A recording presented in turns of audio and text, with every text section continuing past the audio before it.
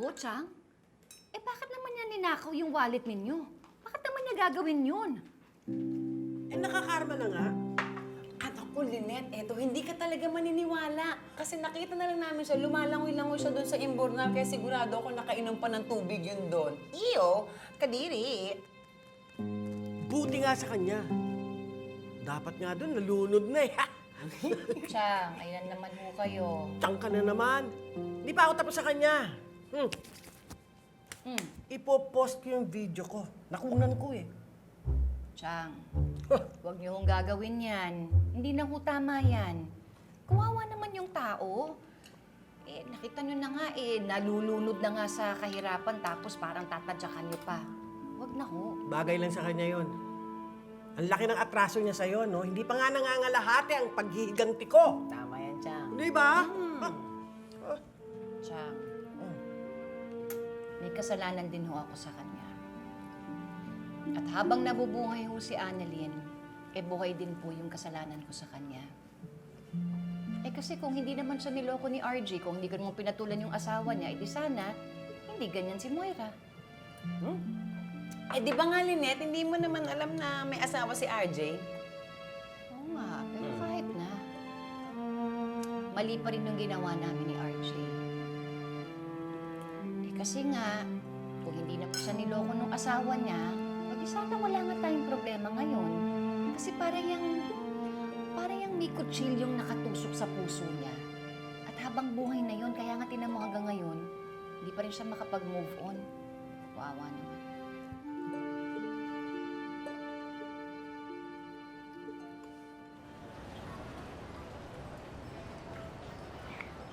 Sige po, Tay. Sasabihan ko po siya. Basta antayin niyo po ako dyan, ha?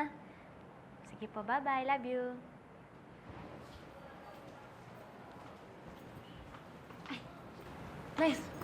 Tara po, puntahan po natin si Tatay. Ihatid po natin siya sa bahay niya.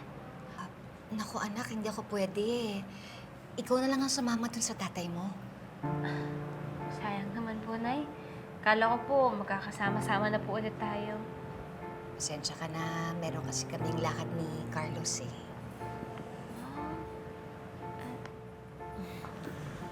Ano po yan? Ay. Annalyn, Ay, Doc. ano, Lynette? Ready ka na? Oo. Saan po kayo niyan? Secret muna anak. Kasi meron akong sorpresa kay Carlos. Sorpresa? Parang kinabahan ako ah. Naku, mabuti pa umalis na tayo kasi baka mamaya masabi ko pa. Sige, tara Basta na. anak, mag-iingat ka ha. Ingat po kayo, Nay. Enjoy Ikaw po kayo, din, ha? mag-iingat ka ha. Doc, Annalyn, kiss muna kami. ingat po kayo. Enjoy po. Salamat!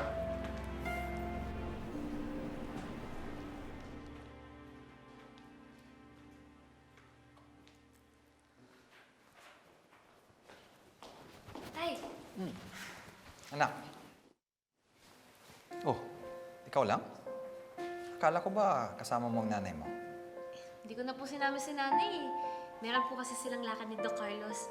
May surprise daw po siya para kay Doc Carlos. Hindi ko na rin po siya pinilit na sabihin sa akin kung ano yun. Basta, ang alam ko masaya po si nanay sa gagawin niya. Eh, di better.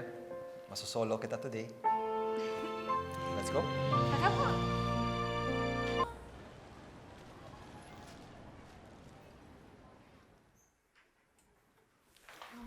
Stop right there. Hindi ko pa rin nakakalimutan ang ginawa mo sa akin, Zoe. You betrayed me. Alam mo ba kung gaano kasakit ang itraitor ka ng sarili mong anak? Mommy, please let me explain. I don't need your explanation. Maliwanag sa akin na linigtas mo yung sarili mo, tapos ako naman pinabayaan mo. You are such a disappointment. I'm in this situation because of you. Tinapon mo lang ako ng parang basura.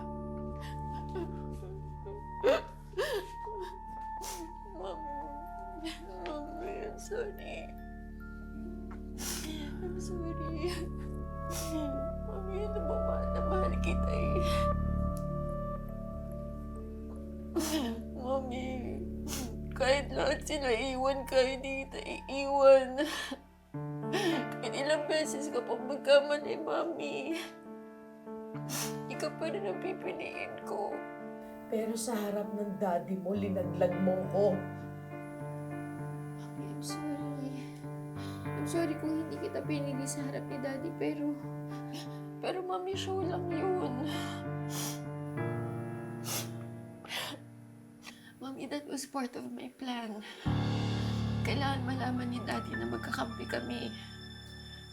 At kailangan kitang ilaglag para maniwala siya sa akin. Pero Mami, tayo pa rin ang magkakampi. Okay? Totoo? You mean you were just acting? Yes, Mami. Kasi, ano nang mangyayari sa atin kung parehas tayong palayasin ni Daddy, di ba? Paano natin malalaman kung ano yung mga balak niya?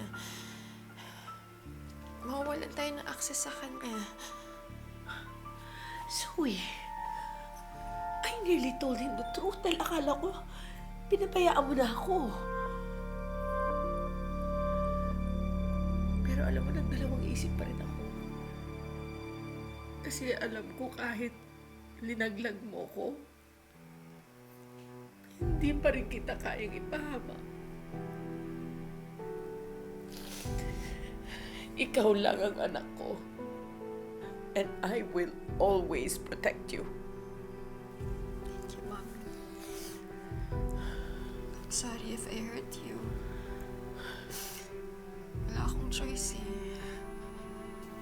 Pero don't worry, Mommy. Babawi tayo. Natalo man tayo ngayon. Nanalo tayo bukas. Hindi sa lahat ng panahon talo tayo. Kahit nilublob nila ako sa imburnal, bukas, palalanguyin ko sila sa kumukulong lava. I'm just so glad you're back, Zoe.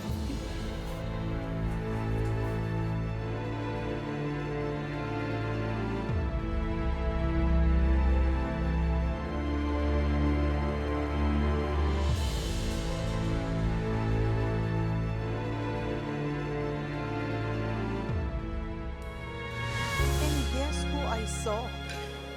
Tita Giselle? Zoe? Moira? May nangyayari ba? I smell something fishy. Pinalayas po kasi ni RJ si Moira. Alam na ni RJ yung totoo. Tsaka nakita na ni RJ yung CCTV footage. Na si Moira nga ang tumulak kay RJ kaya siya na-aksidente. Ah, wala sila dito. Please, Lynette. Pumayag ka na. She'll be safe here. Kasama niya ako. May sige na po, pumayag ka na po, please. Kami lang naman po ni tatay dito eh. O, sige. Papayag na ako. Talaga po? Eat! Come on! Eat! Walang hiya kayo. Witch! Kulang pa yan sa lahat ng ginawa mo sa pamilya ko. Anong ginagawa mo dito? At bakit mo suot ang pajamas ko? Sino nagsabi sa'yo pakialaman mo yung gamit ko?